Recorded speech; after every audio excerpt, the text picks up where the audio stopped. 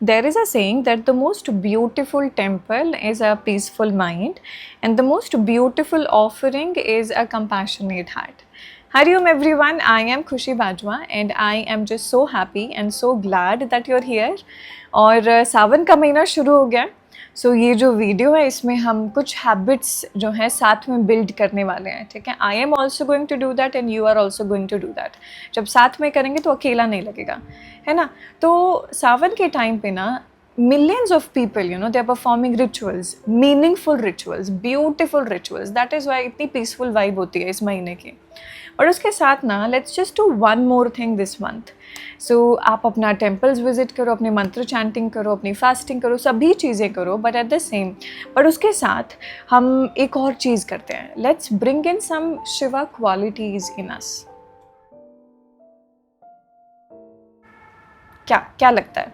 सो देखिए, हम ना सभी चीज़ें ना बाहर से करते हैं, बाहर से गंदगी साफ़ कर रहे होते हैं कि अच्छा ठीक है, हमें लगता है दैट यू नो ऊपर भगवान जी बैठ के देख रहे हैं कि किस इंसान ने मुझे ज़्यादा कितने पैसे चढ़ाए हैं, या किस इंसान ने ये ज़्यादा रिचुअल्स करे हैं, किस इंसान ने बहुत भूखा रहा है. वो ऐसा नहीं होता. मुझे ऐसी फीलिंग आती है कि भगवान जी ना ये नहीं देख रहे कि कौन कितने ज़्यादा रिचुअल्स कर रहा है. भगवान जी ये देख रहे हैं कि इस टाइम पे कौन अपने अंदर बदलाव लेकर आ रहा है, कौन अपने अंदर बदलाव लेकर आ रहा है, कौन अपने गुस्सा जो है उसको कंट्रोल कर रहा है, कौन और ज़्यादा काइंड बन रहा है, कौन अपने शरीर को और हेल्दी बना रहा है, कौन अपने दिमाग को और काम बना रहा है.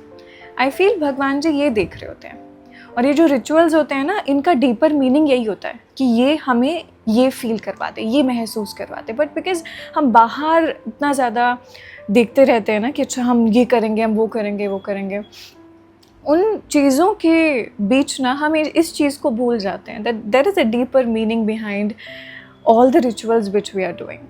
So this month, this time, let's do that together. Let's bring in some Shiva qualities within us. So that हम भी, हमारा दिमाग भी जो है वो काम हो जाए, हमारा शरीर भी बहुत हेल्दी हो जाए और हम भी थोड़े काइंड हो जाएं. Let's do that. तो हमारे पास ना 3 चीज़ें हैं. सबसे पहली जो है वो है नरिशमेंट ऑफ द बॉडी. तो देखो, हमारा जो शरीर है ना वो प्रायोरिटी होना चाहिए, सभी के लिए होना चाहिए. अगर आप अभी तक अपने शरीर का ख्याल नहीं रखते हैं ना तो बड़ी बुरी बात है यार, because your body is your biggest temple. मतलब शरीर सबसे पहला मंदिर होता है, तो उसको पूजना तो सबसे पहले चाहिए. सो that is Y make sure that you make your body the priority, so that आपकी बॉडी में ना किसी भी तरह की कोई इलनेस ना हो जो फिज़िकली आ सकती हो हमें. इसीलिए अपने सावन के महीने में खुद से प्रॉमिस करें कि मैं मूवमेंट करूँगी या करूँगा. अपने शरीर को थोड़ा सा मूव करें, एक्सरसाइज करें, नहीं तो योग अभ्यास करें. Every morning do that, right. Because हम लोग एक्सक्यूजेस बहुत जल्दी दे देते हैं कि अरे यार हमें ऐसे करना है, सुबह ये होता है, सुबह वो होता है, तो नहीं कर सकते हैं.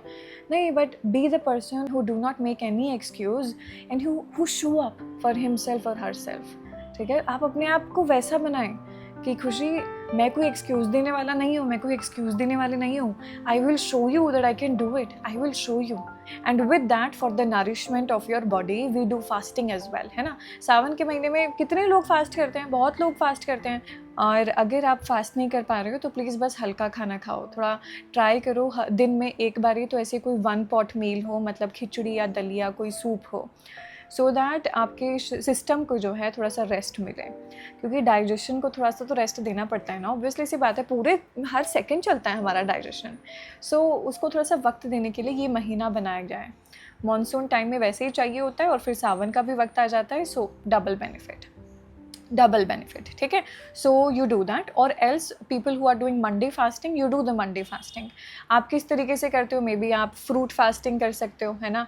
मे बी आप 1 मील फास्ट कर सकते हो. मे बी आप कर सकते हैं कि मखाना वगैरह भी ले रहे हो, जो फास्ट फूड्स आते हैं आप वो भी ले रहे हो. So that is according to you. But there is one thing that I would say कि आप ये मत करना कि आप थाली भर के और फास्ट फूड खा रहे हैं और व्रत रख रखा है. तो व्रत का खाना नहीं खाना होता इतना ज़्यादा भर के, तो फिर फास्टिंग थोड़ी हुई. फास्टिंग का तो मतलब ही हुआ ना अपने डाइजेशन को थोड़ा सा रेस्ट देना.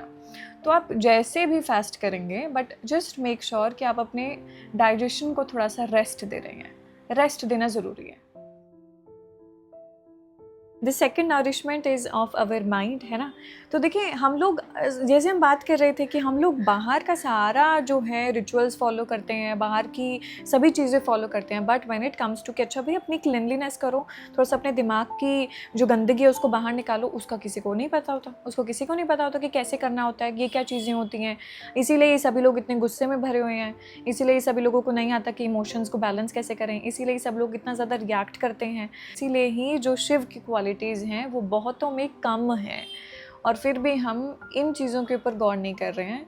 हम गौर नहीं कर रहे हैं कि कैसे इंसान हम बन रहे हैं, क्योंकि वो ही सबसे ज़्यादा ज़रूरी है। वही सबसे बड़ी ऑफरिंग है जो हम शिव जी को दे सकते हैं। हमारे पास ना कुछ कुछ चीज़ें हैं, मैं कुछ कुछ हैबिट्स आपको बताती हूँ, एंड डू देम, ठीक है। You also are doing it, I am also doing it.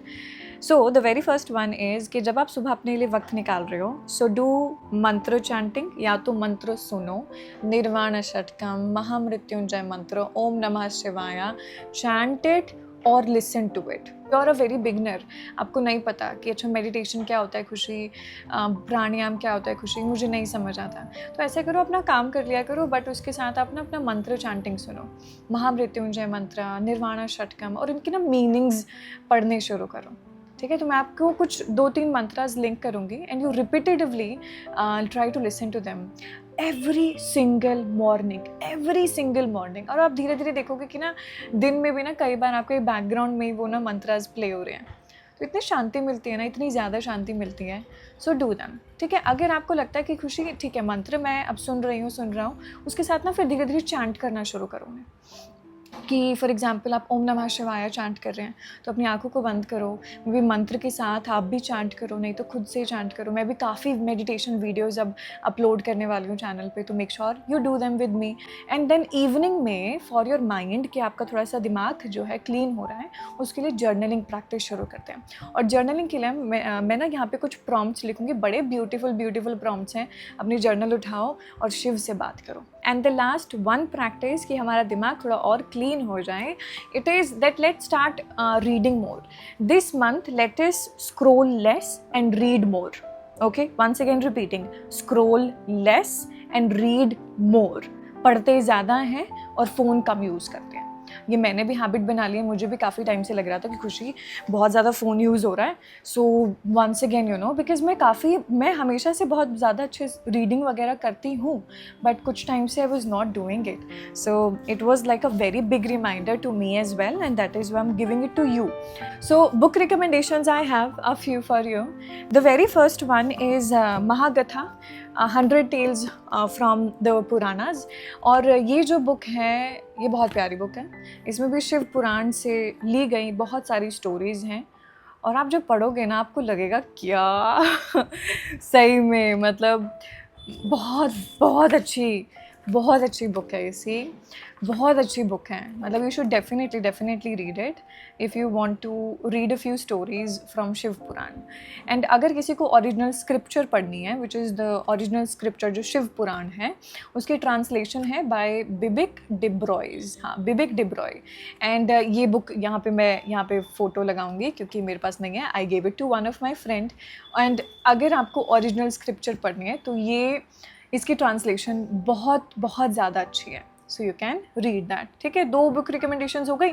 तीसरी जो है वो है अमीश त्रिपाठी जी की ये शिवा ट्रायोलॉजी। इसमें 3 बुक्स आती हैं, और ये कुछ ओरिजिनल स्क्रिप्चर्स में से नहीं है, बट अगर किसी को फ़िक्शन पढ़नी अच्छी लगती है, स्टोरीज़ जो फ़िक्शन वाली हो, जिसमें इनको फॉर्म ऑफ गॉड नहीं दिया जाता, शिव जी को, सीता जी को, इनको एक ह्यूमन की तरह आपसे मिलाया जाता है, so then you can read Shiva trilogy. And the very last recommendation is by Vanamali Maa. उन्होंने जो शिव महापुराण लिखी है वो बहुत प्यारी बुक है, वो भी मेरे पास अभी नहीं है क्योंकि मैंने मेरे फ्रेंड को दे रखी है। उन्होंने स्टोरीज़ के साथ एक बच्चों की तरह जो समझाया जाता है ना, वो बुक है।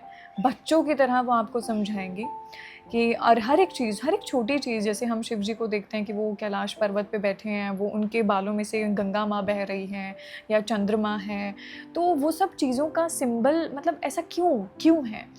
ऐसा क्यों है कि वो गंगा माँ बहती हैं शिव जी के बालों में से, ऐसा क्यों है कि शिव जी के गले के अराउंड एक सांप है। तो वो सभी चीज़ों का मीनिंग आपको एक बहुत ही बच्चों की तरह समझाती हैं।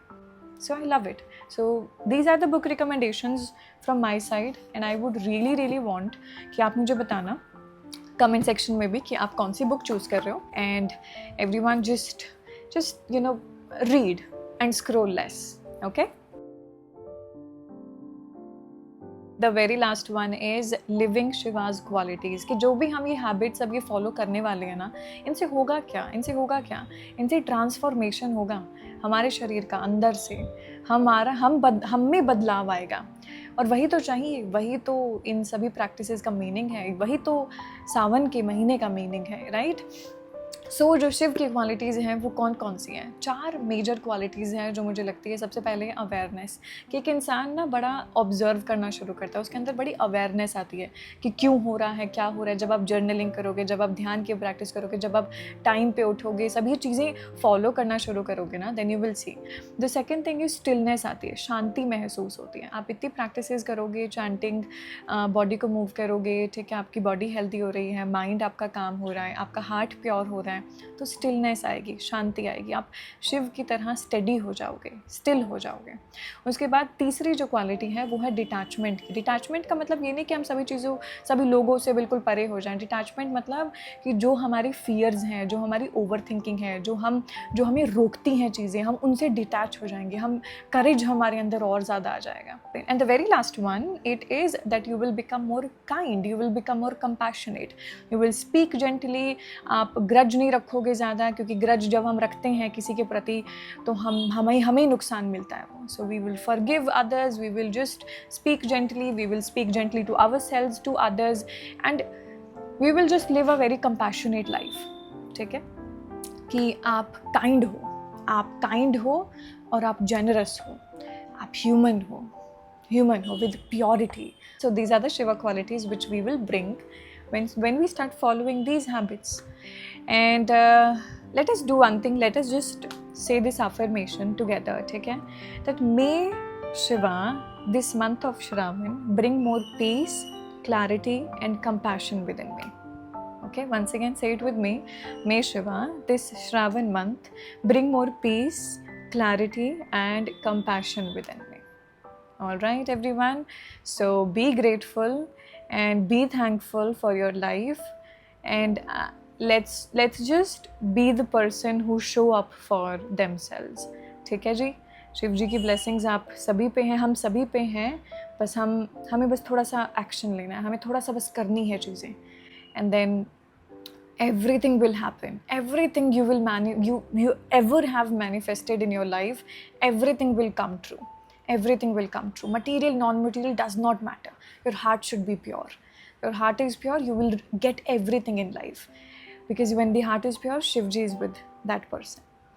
All right. So thank you so much, everyone, and I hope that you have a very beautiful Savan ka mahina, and I will see you in the next video. Thank you so much. Have the most beautiful day ahead.